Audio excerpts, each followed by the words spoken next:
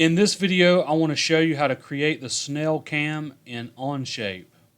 Before we get into Onshape and begin drawing and creating the snail cam, I wanted to take time to explain exactly what we're going to do in creating this. It's very unusual, and they are different steps than what we have taken on the other cams.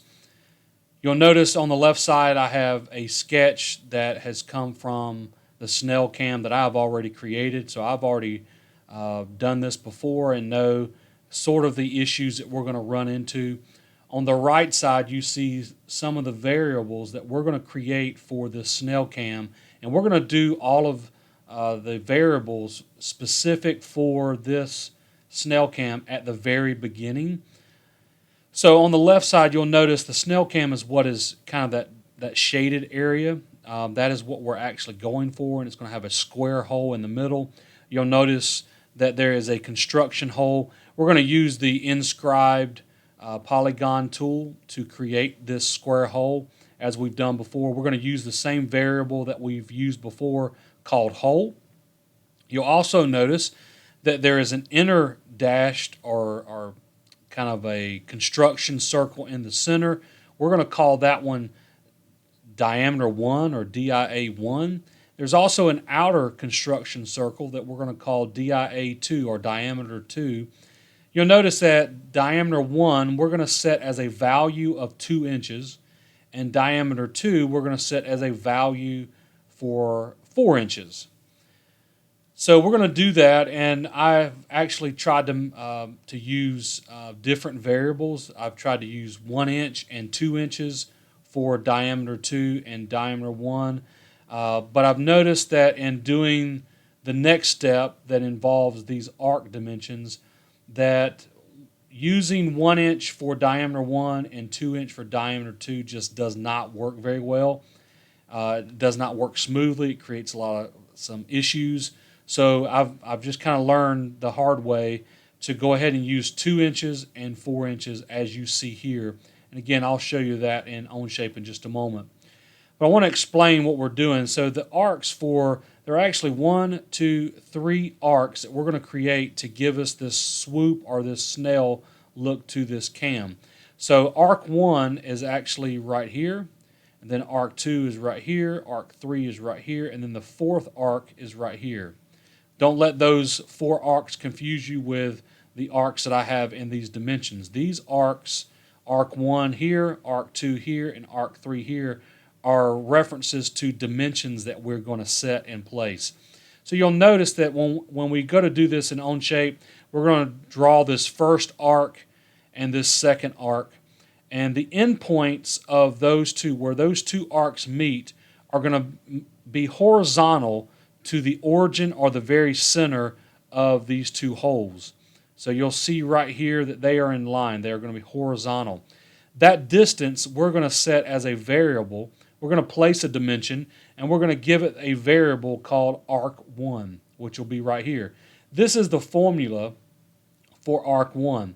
It's a little confusing, but basically what we're telling in this formula that we've got right here is we're saying that the distance from the center point to this point where these 2 arcs meet together is going to be this distance, which is the radius of this inner circle of diameter 1, which will be actually 1 inch, plus 25% of the distance between this inner circle and this outer circle. So it's going to be 1 inch from the center point to this circle, and then 0.25 from this circle to this point.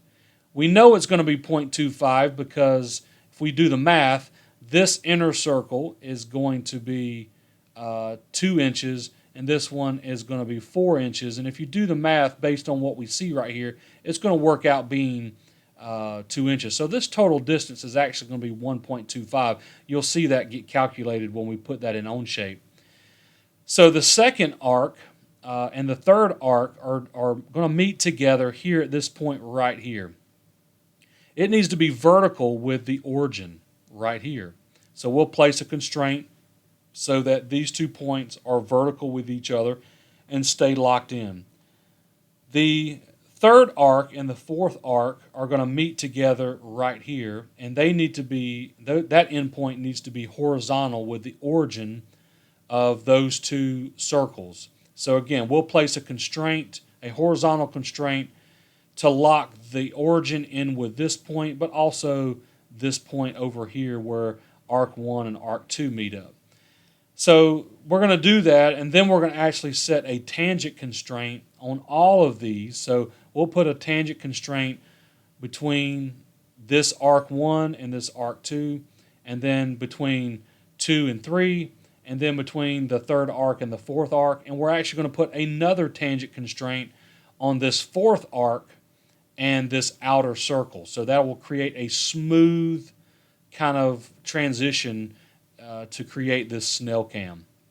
So we're going to go into Onshape now, and I'm going to show you that we're going to set these variables up first, and I will have these there so you can kind of see as an example before we actually enter them in. In Onshape, make sure you have created a new Part Studio file. As you see right here, hit the plus sign and then choose Create Part Studio. Next, the first thing I want to do right out of the gate is rename this Part Studio file. So I'm going to rename it. I'm going to right click on this tab, hit rename, and then type in Snail Cam. I'm not going to worry about copying and pasting as I did with some of the others because we haven't actually built anything yet to be able to rename, but we can always do that later. The reason why I did that is because now we're going to go over to the variables here in this whole project. We're going to see the ones that we have been using in this entire project, but we're also going to be able to create unique parameters for this project specifically. So as you see here, according to the variables that I showed you in the sketch and that you see here on your screen, we're going to create a variable called dia1, and we're going to give that a variable of 2 inches. We're going to create another one, and we're going to call it dia2, and we're going to give this a dimension of 4. We're going to create another one called arc1, and anytime we use that, we're going to ensure that a particular value is used. As you see on the variables that I have shown here, we need to type in a variable for arc1, and I'm just going to hit copy and paste because I've already done this. And so it's doing the math, but I want to double click back in it so you can actually see the formula. So you would need to type this in. Number sign or pound dia1 divided by 2 plus 0.25, which is 25%, times, this is an asterisk, that is times, and we're going to put in parentheses the pound sign, number sign, or hashtag sign, diameter 2 divided by 2 minus, this is a minus sign, diameter 1. So pound sign, diameter 1 divided by 2. We're going to close the parentheses. Again, if you'll just type it as you see on the screen, you should have no issues. So we're going to do that. Again, I'm going to highlight or just kind of emphasize that we're using 0.25 for arc 1, 25% of the distance between the inner circle and the outer circle.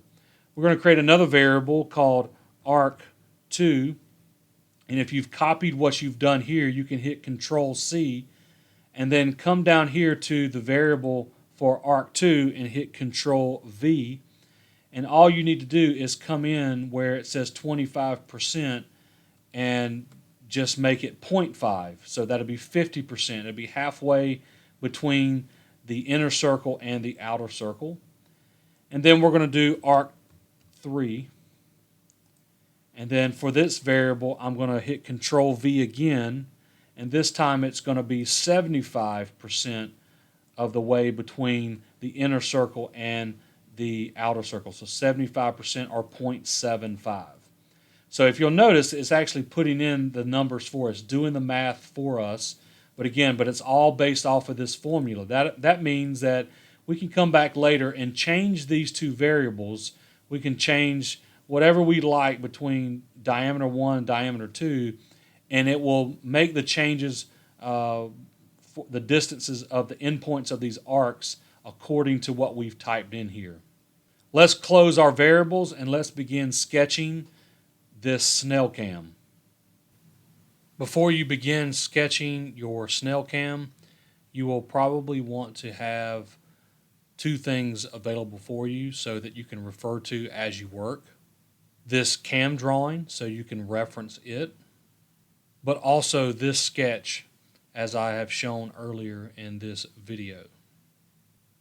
I'm going to place a sketch on the front plane, and then I'm going to click on the front face of the view cube. I will then turn off the top, front, and right planes, leaving the origin on. I'm going to click on the construction option so that the first two circles that I draw will be construction circles. I'm going to click on circle and start the center of the circle at the origin.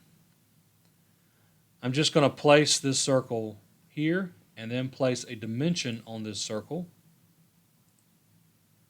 And I'm going to give this the name DIA, or diameter 1 for 2 inches. This will be the inner circle, and I'm going to press enter. Next, I'm going to place a second circle.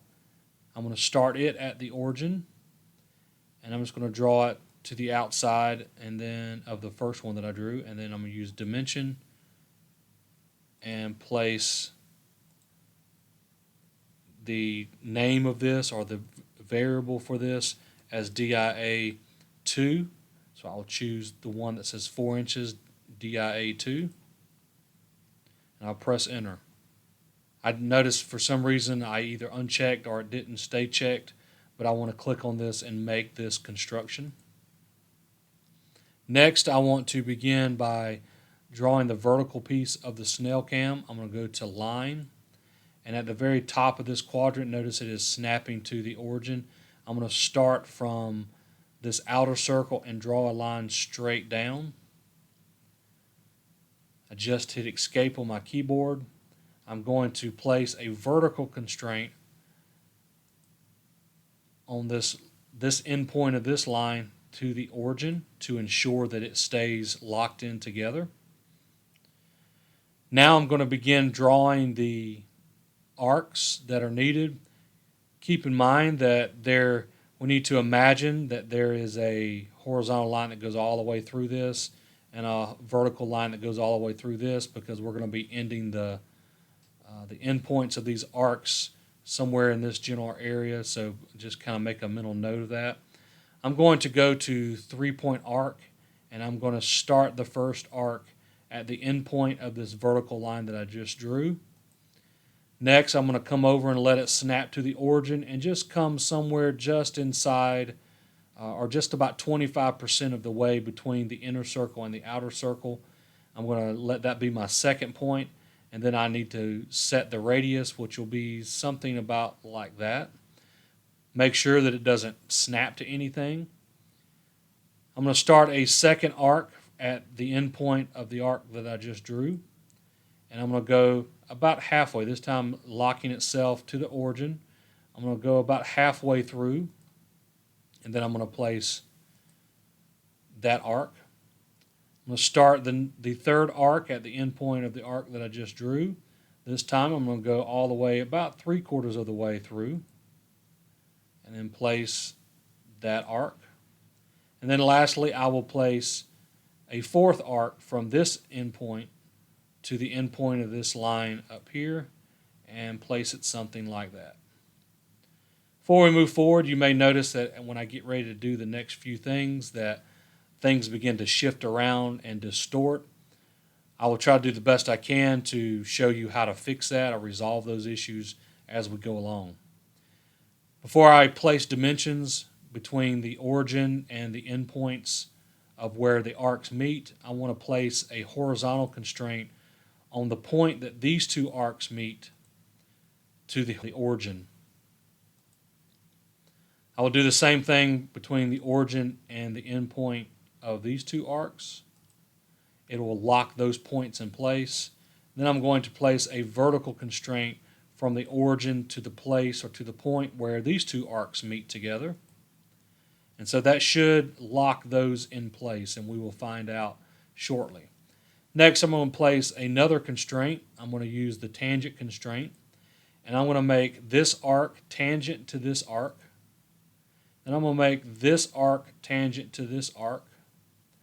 And then I'm going to make this arc tangent to this arc. At this point, I'm going to hit escape on my keyboard. You'll notice that the snail cam is starting to distort a little bit. I'm going to try to carefully take some of these arcs and these points and just slide them back in ever so carefully. If you're not careful, if you try to do too much, it will really distort and start making everything really complicated. So the little movements of these arcs you can make, the better. I'm going to stop right here. We actually need to make another tangent constraint between this arc and this outer circle. But before I do that, I'm going to go ahead and place the dimensions from the origin to the endpoints here. That'll really help lock things in place, and it'll make this last tangent.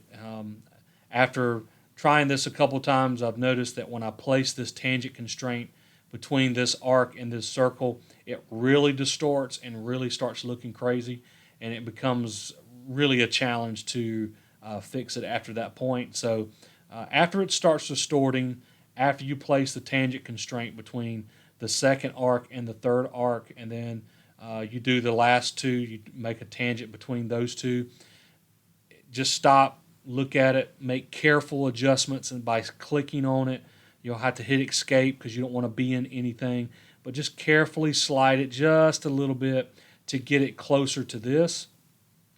I'm going to use the dimension tool and place a dimension between the origin and the point that the first arc and the second arc meet. And I'm going to place it down here. I'm going to type in arc, and as I do, my variables will appear. My variables will appear, and I will just choose arc 1, and I will press enter.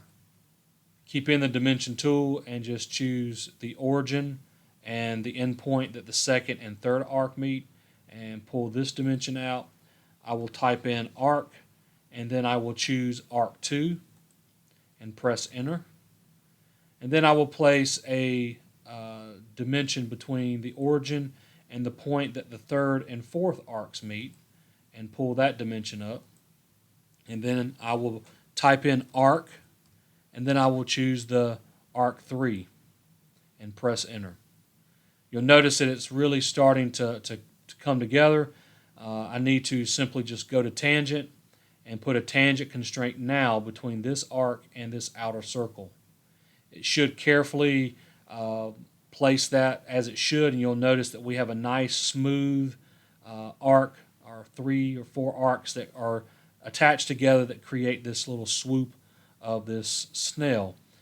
The last thing we need to do before we extrude this is to place a inscribe polygon at the origin. So I'm going to click on inscribe polygon. Hopefully that'll be what is there. If it's not there, just choose the drop down option and choose inscribe polygon. It's going to be at the center. This is for the hole, the square hole that goes through this cam. I'm going to start it at the origin, and then I'm just going to go straight up, making sure that the top edge, at least the dash line, is vertical. You'll really want to make sure that's vertical, and I will place that, and then I need to select the number of sides, which is 4. Notice that my looks like the construction option is on, so I'm going to just highlight these two and uncheck construction, because the lines need to be solid lines. They need to be actual lines. So you can do that by just clicking on the lines individually and then choosing or unselecting construction. Finally, I need to place a dimension on the circle, the construction circle that was used to make the polygon. So I will place that here, and I will type in the word hole. This is the variable that was shared within the entire project. and I will just choose whole, and I will just hit enter. Next, I just need to finish this sketch, and so I will hit finish.